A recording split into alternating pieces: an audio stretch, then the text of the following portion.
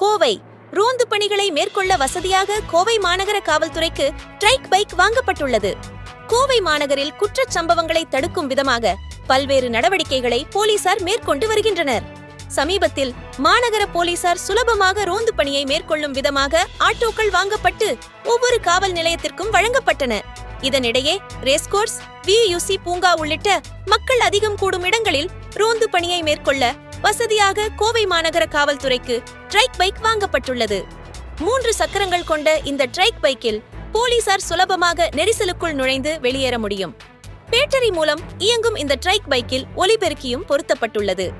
இதன் மூலம் கூட்ட நெரிசல் மிக்க இடங்களில் பொதுமக்களிடம் அறிவிப்புகளை போலீசார் சுலபமாக தெரிவிக்க முடியும்.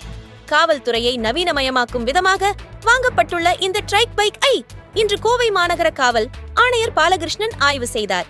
மேலும் இந்த வண்டியை பாலகிருஷ்ணன் இயக்கி பார்த்து வாகனத்தில் மேம்படுத்த வேண்டிய அம்சங்கள் குறித்தும் எடுத்துரைத்தார்.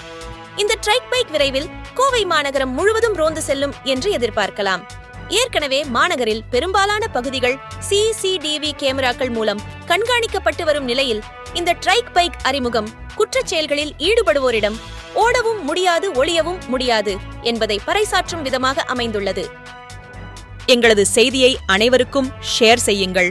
மறக்காமல் சப்ஸ்கிரைப் செய்து கொள்ளுங்கள். உண்மை செய்திகள் உடனுக்குடன். வணக்கம் தலைமுறை.